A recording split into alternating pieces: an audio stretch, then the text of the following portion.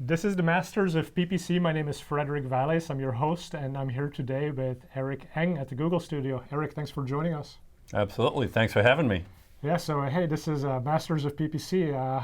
You're more of an SEO expert, right? Yeah, I'm kind of confused. What am I doing here? Yeah, okay. Well, I figured we learn some interesting things from you about online marketing and maybe see about the connection between PPC and SEO. And see where it takes us today. But yeah, let's do it. Before we get into that, so Eric and I actually refer business to each other, so just wanted to put that disclosure out there.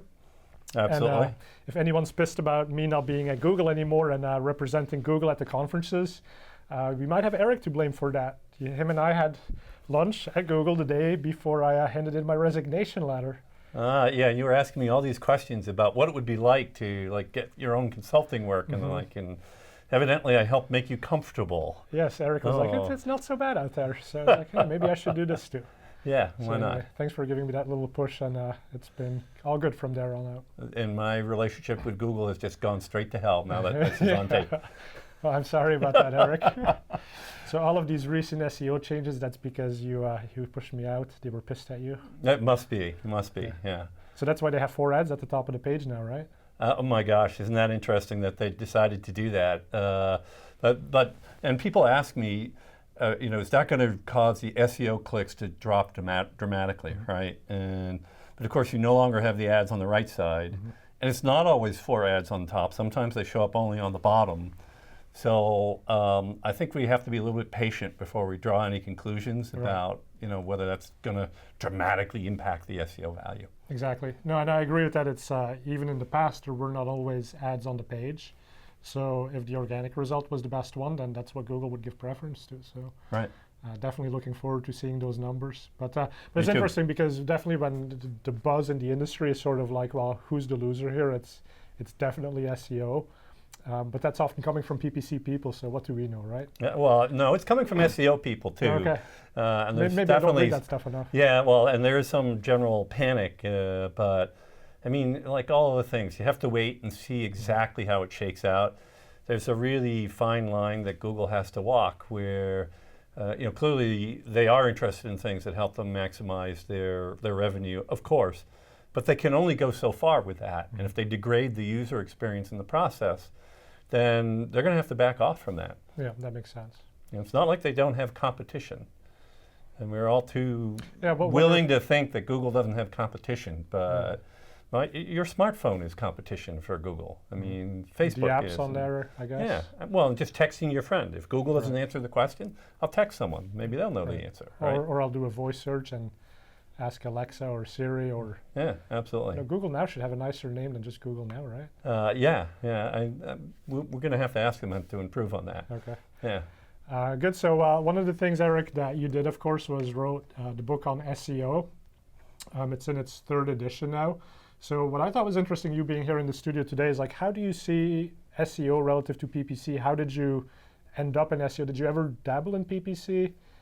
Actually, I did. So for a while, we had a pretty decent-sized pay-per-click consulting business.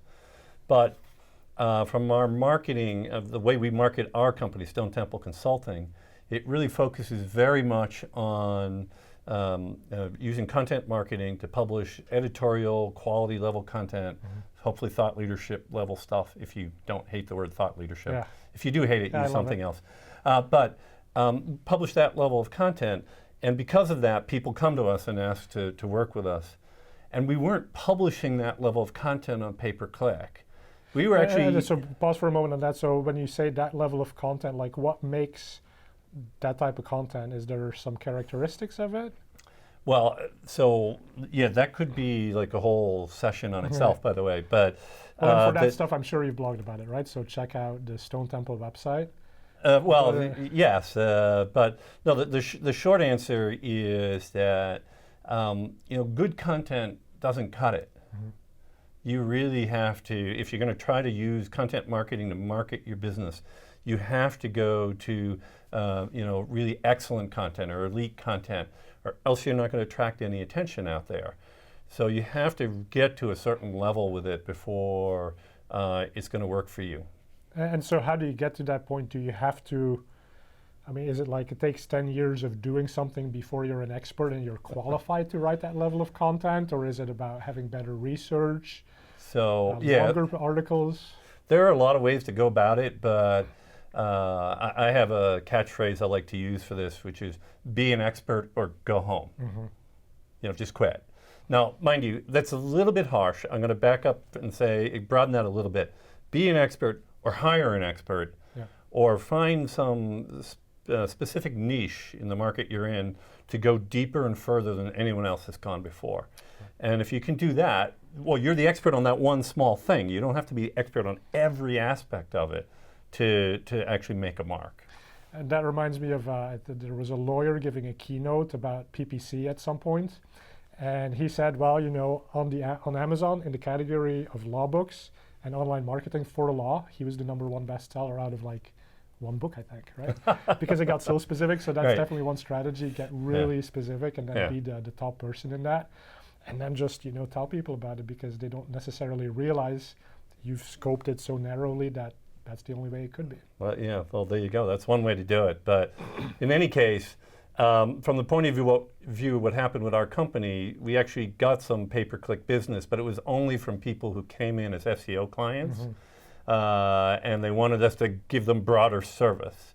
And so what we felt like, it was hard to maintain a really good dedicated staff around that, given the way we were getting the business. Whereas on the SEO side, they were coming to us, as primary business objective was to work with us on the SEO side. So that's thrived. And the way we look at when we choose to expand our business or not now is it closely related to what our existing content marketing efforts will support. And the paid search was too different. But I mean, I learned a ton about it. I'm no expert, and as you just mentioned at the very beginning, we refer business to you when we have somebody who needs help with that. But I got some notion of how paid search and SEO work together. Right, and we attend the same conferences, so there's definitely some overlap and some cross-pollination. Right. But yeah, so that was going to be my next question. Do you think one person having to be an expert, can you be an expert in SEO and PPC at the same time, or have you met anyone like that? It's awfully hard. Yeah. I mean, even before I had my own agency, I had opportunity to run a pretty decent sized paid search campaign for one of my own businesses. And it was a company that was just two of us in this business, and we were spending, $40,000 a month on paid search. And people spend a ton more than that, but you got to understand, this was like our own cash. Yeah, that's when you really learn how to Your attention to detail is really high when it's your own cash, right? And at that time, I would say that I was really very good at it, but it was just hard to sustain it, because there's so much that it takes to be really at that level in paid search. I mean, even beyond where I was, because I don't think I ever got to elite at it. Just, But and then on SEO, they're both so demanding that I don't see it in one person. I really don't. Yeah, and then I think even within PPC that's the case, because I know my shopping ads, I know my keywords, but when it comes to display, it's I know it, but not quite as well as some people who just focus on that. And I bet it must be the same in SEO. So you do a lot of the content marketing, and I hear you talk a lot about cleaning up bad links, but there's so much more to it. Yeah, totally. Yeah, no, there's so many layers to each of these things. Also on the paid side, Facebook ads and social ads. Right. It's a whole nother dimension, another direction. And in SEO, it's like people are really good at mobile SEO versus site architecture versus content marketing, which is the way you attract links these days. So these are all their own different kinds of things. And you can have one person who knows most of what's going on in SEO, but there's going to be areas where they need help for someone who's deeper on it. It's just unavoidable. Yeah, and so then, you're in a fortunate position having an agency, a consulting company that does really well, where you can be somewhat picky about the work you take on.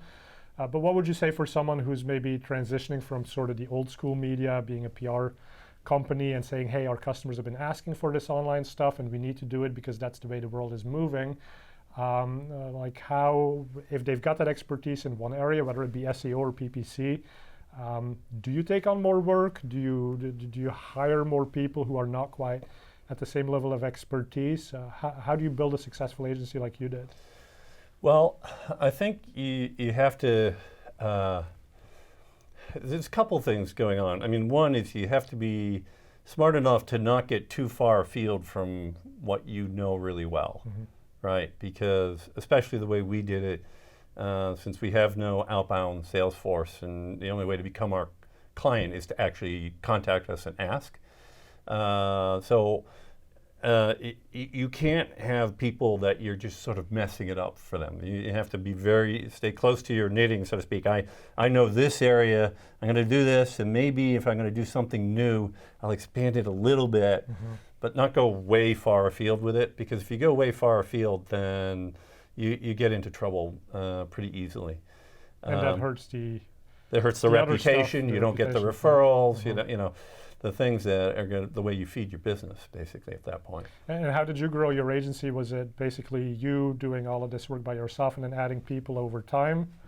So it definitely started with just me and my personal consulting practice. And the best advice I have for trying to grow an agency like that is, as you start to add people, especially that second and third person, hire people who are going to challenge you because they're in danger of being smarter about it than you are. And there's just no better way to do it. Yes, you have to get along, but you got to bring people in. And, well, let's be fair. Maybe you have to train them on the specifics of what you're doing, but just their energy level and intelligence level and their aptitude for it has to be at that really high level.